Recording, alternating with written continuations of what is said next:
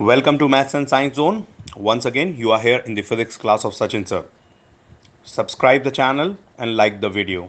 Here you go ahead with the video 1 of reflection of light class 10th physics. Reflection of light. अच्छा, सबसे पहले हम लोग बात करते हैं कि लाइट होती क्या है। Light is basically a form of energy. Light एक फॉर्म ऑफ एनर्जी है। लाइट स्ट्रेट लाइन में ट्रैवल करती है। लाइट की speed 3 into 10 to the power 8 metre पर सेकेंड होती है। ठीक है। Light doesn't need a medium to travel. Vacuum से भी ट्रैवल करके, स्पेस से ट्रैवल करके हमारे तक आती है। ये बातें हम लाइट के बारे में पहले से जानते हैं, ये हमारी प्रीवियस नॉलेज है। अच्छा, हमारी क्लास 10th की नॉलेज का हिस्सा क्या है? क्लास 10th में हम सीख रहे हैं dual nature of light. Dual nature of light. अब डुअल नेचर ऑफ लाइट का मतलब क्या है? हम लोगों ने लाइट को डुअल नेचर में एज अ पार्टिकल और एज अ वेव दोनों कंसिडर किया है। Light shows some of the properties of a particle and some of the property of a wave.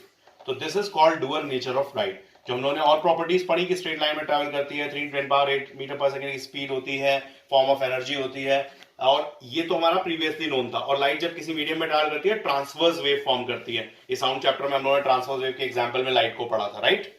तो जो डुअल नेचर ऑफ लाइट है, ये हम लोग क्लास 10th में पहली बार पढ़ रहे हैं। और इस डुअल नेचर का मतलब क्या है? Light shows the particle nature as well as wave nature. अब लाइट के जो वेरियस फिनोमिनन्स हम लोगों को पढ़ने हैं, उनमें हम लोगों का जो चैप्टर का नेम है रिफ्लेक्शन ऑफ लाइट, वो हम लोगों का सब one of the most important phenomenon of light है, जिसकी वजह से हम लोगों को कोई भी चीज विजिबल होती है। रिफ्लेक्शन वर्ड का मतलब क्या होता है? रिफ्लेक्शन का मतलब किसी चीज का टकराना और बाउंस बैक होना। इफ अ लाइट रे strike on a surface, if the light ray strikes on a surface, it bounces back, and this is called reflection of light. हम लोग रिफ्लेक्शन के बारे में क्लास 8 में भी थोड़ा सा पढ़ा है। रिफ्लेक्शन दो तरह का होता है। कौन कौन से दो तरह का होता है?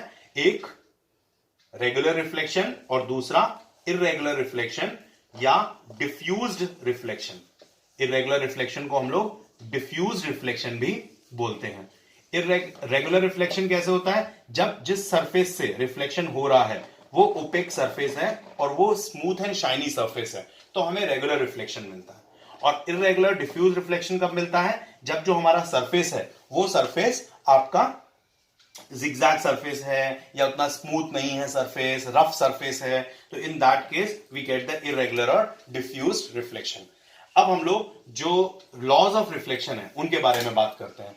तो लॉज ऑफ रिफ्लेक्शन में हम लोगों ने दो लॉज जो पहले पढ़े थे कि रिफ्लेक्शन ऑफ लाइट में टू लॉज ऑफ रिफ्लेक्शन। सबसे पहला लॉ हम लोगों का क्या होता है रिफ्लेक्शन का? कि इंसिडेंट रे, जैसे ये एक सरफेस है, ठीक है, नॉट मिरर, साधारण सरफेस लेते हैं, ओपेक सरफेस है, ठीक है। यहां पे एक रे ऑफ लाइट आई, इस रे ऑफ लाइट ने इंसिडेंट रे कहलाती है, ये पॉइंट ऑफ इंसिडेंस कहलाता है। Incident ray, point of incidence, reflected ray, reflect होके गई, ये मैंने इस पॉइंट पर एक परपेंडिकुलर डाल दिया जिसको हम लोग क्या कहते हैं? Normal. OM is a normal, ठीक है। AO is the incident ray, OB is the reflected ray। और ये जो I एंगल होता है, ये एंगल ऑफ इंसिडेंस और एंगल ऑफ रिफ्लेक्शन। जो इंसिडेंट रे और नॉर्मल के बीच बने वो एंगल ऑफ इंसिडेंस, और जो नॉर्मल और रिफ्लेक्टेड रे के बीच बने वो एंगल ऑफ रिफ्लेक्शन।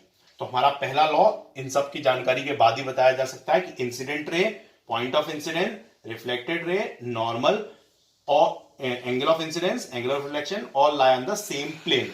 अब प्लेन वर्ड का मतलब क्या होता है हमारा? Lie on the same plane, मतलब सेम एक्सिस पे लाई करते हैं। एक्स जो कार्टेशियन प्लेन जिस तरह से होता है ना, एक्स एक्सिस वाई एक्सिस, तो ये उसी एक्सिस पे, उसी प्लेन पे लाई करते हैं। दूसरा लॉ क्या कहता है? दूसरा लॉ हमारा कहता है कि I equals to R, angle of incidence is always equal to angle of reflection. ये हमारा सेकंड लॉ ऑफ रिफ्लेक्शन का हिस्सा होता है। In video 2 first will talk about the plane mirrors. Everyone knows what are plane mirrors. Plane mirrors क्या होते हैं? जब हमारा कोई surface smooth and shiny surface है, इनफैक्ट वो ग्लास सरफेस है, ट्रांसपेरेंट है, उसको एक साइड पर हम सिल्वर पेंट कर देते हैं, तो वो लाइट को पार जाना अलाउड नहीं करता। अगर वो ट्रांसपेरेंट है तो लाइट उसके पार चली जाती है ना, लाइट क्रॉसेस द सरफेस, तो वो उसको अलाउ नहीं करेगा। जब आपने पेंट कर दिया तो it will become opaque for the light. तो उस केस में लाइट उससे टकराकर वापस चली जाती है, ठीक है, और वो हम लोगों को इमेज फॉर्मेशन शो करती है। तो इसको हम लोग बोलते हैं प्लेन मिरर्स। अब प्लेन मिरर्स के केस में अगर मैं एक इमेज बनाने को है, जैसे मुझे अल्फाबेट बी का एक इमेज बनानी है प्लेन मिरर पे, question is draw a image of alphabet B on the plane mirror. तो मैंने क्या किया, प्लेन मिरर पे इमेज बनाने के लिए पहले इस बी के इस हिस्से से मेरे लाइट निकली, ठीक है, ये गई incident ray, reflected ray, normal बनाओ ना बनाओ, इस हिस्से से जो लाइट गई सीधा गई, सीधी आ गई, इस हिस्से से जो लाइट गई ये गई और ये आ गई, ठीक है। तो इमेज कहाँ, इमेज तो मिरर के अंदर बनती है ना, तो उसे हम बिहाइंड द मिरर मानते हैं। और वर्चुअल इमेज बनती है, वर्चुअल इमेज कौन सी इमेज को हम लोग बोलते हैं, जो वर्चुअल रेस से फॉर्म हो, क्योंकि एक मिरर से जो रियल रेज होंगी वो तो टकराकर इस तरफ चली गई होंगी, तो रियल की रेस तो गई काम से, कोई रियल इमेज बन नहीं सकती। The real image is form by real rays और virtual image is form by virtual rays. तो इनका वर्चुअल एक्सटेंशन हम लोग करते हैं। तो वर्चुअल एक्सटेंशन करके हम लोग यहां पे इस वाले पॉइंट का सीधा वर्चुअल एक्सटेंशन इस जगह पे गया, इस पॉइंट की ये इमेज बनी, इसका वर्चुअल एक्सटेंशन सीधा इस जगह पे गया, और इसका वर्चुअली देखो मैं सब रिफ्लेक्टेड रेज ही वर्चुअली एक्सटेंड कर रहा हूं, यहां से निकला था उसी जगह पे इसका वर्चुअल एक्सटेंशन गया, तो इसने ये वर्चुअली बी को बना दिया। अब इसी डायग्राम में आप चार बातें ऑब्जर्व करो। सबसे पहले जो इमेज बनी वो वर्चुअल इरेक्ट बनी, सीधी बी का सीधा इमेज बना। दूसरा लैटरली इन्वर्टेड बनी, द लेफ्ट टर्न्स राइट, है ना, हम लोग मिरर में हमेशा देखते हैं ना, left seems to be right, right seems to be left, तो बी हमारा ऐसे की वजह ऐसे बन गया। इसीलिए हम लोगों का जो एम्बुलेंस लिखा हुआ होता है वो एम्बुलेंस हमेशा लैटरली इन्वर्टेड अल्फाबेट्स में लिखा होता है, ताकि जो बैक मिरर में देख रहा है वो, हालांकि कॉन्वेक्स मिरर होता है, तो जो भी बैक मिरर में देख रहा होता है वो उसको एम्बुलेंस पूरा सीधा रीड हो सके, तो हम लोग उसको कहते हैं मिरर इमेज बनी हुई है। तो mirror image basically laterally inverted होती है। दूसरी बात, जितनी दूरी इसकी मिरर से अल्फाबेट बी की थी उतनी ही दूरी उस बी इमेज की भी हुई, राइट, जितनी दूरी यहां पर बी अल्फाबेट की थी उतनी ही दूरी इमेज की हुई। तो हम लोग कह सकते हैं कि image is as far behind the mirror as the object is in front of it. दूसरा, जो साइज इस बी अल्फाबेट का था वही साइज हुआ, तो size of the object remains same in the plane mirror, the size of the object and size of the image is same in the plane mirrors. तो चार प्रॉपर्टीज क्या सीखे, प्लेन मिरर्स द्वारा बनाई गई इमेज वर्चुअल एंड इरेक्ट होती है, number one. Number two, the image is as far behind the mirror as the object is in front of it. Number three, the size of the object and size of the image remains same. Number four, laterally inverted image.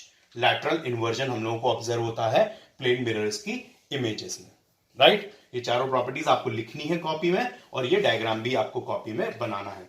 Plane mirror से किसी भी alphabet को draw करके देखना है, ठीक है। अच्छा, प्लेन मिरर्स के अलावा हम लोगों के और दूसरे मिरर्स जिनके बारे में हमें पढ़ना है वो क्या है, दे आर स्फेरिकल मिरर्स। तो अब हम लोग अपने नेक्स्ट वीडियो में स्फेरिकल मिरर्स के बारे में बात करने जाएंगे। अबाउट द स्फेरिकल मिरर्स, तो स्फेरिकल मिरर्स को हम लोग क्या कहते हैं, spherical, the reflecting surface of such mirrors can be considered to form a part of a surface of a sphere, part of a surface of a sphere. जैसे कि ये मैंने एक स्फेरिकल मिरर बनाया, अगर मैं इसको डॉटेड लाइन से पूरा कर दूं तो एक स्फीयर जैसा नजर आएगा, यानी एक स्फीयर का टूटा हुआ टुकड़ा स्फेरिकल मिरर का लुक देता है हम लोगों को, ठीक है। स्फेरिकल मिरर्स दो तरह के होते हैं, कॉनकेव और कॉन्वेक्स। स्फेरिकल मिरर्स को अगर मैं वन लाइन में डिफाइन करना है तो हम क्या कहेंगे, those reflecting surfaces whose reflecting part is spherical in nature, such reflecting surfaces are called spherical mirrors। तो इस स्फेरिकल मिरर्स में ये जो मैंने बनाया है ये बेसिकली कॉनकेव इन नेचर है। कैसा है, कॉनकेव। कॉनकेव में ये पीछे की साइड पेंट है, और जो इंटरनली केव सरफेस है ये केव सरफेस आपका रिफ्लेक्टिंग सरफेस है। और कॉन्वेक्स मिरर्स कैसे होते हैं, कॉन्वेक्स मिरर में जो आपका पीठ की साइड है, मतलब उभार वाला हिस्सा है, वो आपका पेंटेड है, और जो वो वाला हिस्सा आपका कैसा है, ये वाला हिस्सा आपका रिफ्लेक्टिंग है, और अंदर की तरफ पेंटेड है। This is the reflecting surface. ये रिफ्लेक्टिंग सरफेस है, ये पेंटेड है, तो ये कॉन्वेक्स हो गए। और यहां पे इस तरफ का रिफ्लेक्टिंग है और इस तरफ का पेंटेड है, तो ये आपके कॉन्वेक्स हो गया। Concave reflecting surface is a cave structure, पीछे की तरफ पीठ पे पेंट है, पेट से रिफ्लेक्शन है, यहां पीठ की तरफ रिफ्लेक्शन है, पेट की तरफ से पेंटेड है। इसको हम लोग कॉन्वेक्स मिरर्स बोलते हैं, इसको कॉनकेव मिरर्स बोलते हैं। तो हमें दो टाइप के स्फेरिकल मिरर्स पढ़ने हैं, कॉनकेव और कॉन्वेक्स। चलो कॉनकेव के बारे में पहले बात करते हैं। कॉनकेव मिरर्स में जिस मिरर का ये मतलब जिस स्फीयर का ये हिस्सा है उस स्फीयर को कंप्लीट कर लेते हैं। ठीक है, इस स्फीयर को हमने कंप्लीट कर लिया। फाइन। अब इस स्फीयर का जो सेंटर है ये सेंटर ऑफ कर्वेचर कहलाता है। The centre of the sphere whose part is the reflecting surface is called the centre of curvature. The centre of that sphere whose part is the reflecting surface is called centre of curvature. ठीक है, definition में centre of curvature की पता होनी चाहिए। Represented by capital C. अब इस sphere को मैं हटा देता हूं क्योंकि आपको सेंटर ऑफ कर्वेचर दिखाने के लिए था। यहां पे मैं mn इस रिफ्लेक्टिंग सरफेस के एंड पॉइंट्स को डिसाइड कर लेता हूं। तो this is called aperture of the mirror. जो रिफ्लेक्टिंग सरफेस आपने पार्ट ऑफ द स्फीयर निकाला है दैट बिकम्स द अपर्चर। अब ये अपर्चर तुम चाहे परपेंडिकुलरली ऐसे कॉर्ड के फॉर्म में लो, चाहे तुम उसको आर्क के फॉर्म में लो, ये अपर्चर कहलाएगा। अब इस अपर्चर में जो middle part of this reflecting surface है that is called pole of the mirror. क्या कहते हैं उसको? पोल, जो रिप्रेजेंट होता है पी से। तो अभी हम लोग क्या सीखे? पोल के बारे में सीखे, अपर्चर के बारे में सीखे। अपर्चर की डेफिनेशन आपको लिखनी है, पोल की डेफिनेशन आपको लिखनी है और सेंटर ऑफ कर्वेचर के बारे में सीखे। Centre of curvature C. ठीक है, अब चौथी चीज, जो लाइन सेंटर ऑफ कर्वेचर और पोल को आपस में कनेक्ट करती है that straight line is called as principal axis. जो स्ट्रेट लाइन आपकी पोल को और सेंटर ऑफ कर्वेचर को आपस में कनेक्ट करे उसको हम बोलते हैं centre of principal axis. Centre of curvature और पोल को आपस में कनेक्ट करती है। अब इस सेंटर ऑफ कर्वेचर और पोल के बीच की दूरी को हम कैपिटल आर से रिप्रेजेंट करते हैं। ये कैपिटल आर आपका क्या होता है? Radius of curvature. First, second, third, fourth, fifth बात हम लोगों ने क्या सीखी? Radius of curvature. The distance between the centre of curvature and pole is called radius of curvature. इसके अलावा हम लोगों को एक और चीज क्या पता करनी है? फोकस के बारे में। जब कोई भी light ray parallel to the concave mirror आती है तो वो लाइट रे कॉनकेव मिरर से टकराकर जिस पॉइंट पर कन्वर्ज होती है, basically concave is a converging mirror. कैसा मिरर है? Converging mirror. तो जिस पॉइंट पर इससे लाइट टकराकर कन्वर्ज होती है उस पॉइंट को हम बोलते हैं प्रिंसिपल फोकस। तो आप क्या प्रिंसिपल फोकस को डिफाइन करोगे? The light rays parallel to the principal axis after reflecting from the concave mirror converge at a point on the principal axis which is called principal focus or focus. अब इस focus, ये आपको principal focus भी define करना है। इस focus से पोल की बीच की दूरी को हम लोग कहते हैं फोकल लेंथ। क्या कहते हैं? Focal length. तो pole, aperture, centre of curvature, principal axis, radius of curvature, principal focus और फोकल लेंथ। आपको ये 3, 4, 5, 6, 7 इन 7 टर्म्स की डेफिनेशन लिखनी है कॉपी में और इन 7 टर्म्स को प्रॉपरली रिप्रेजेंट करना है और इस डायग्राम को बनाना है। Here I and with my class 1।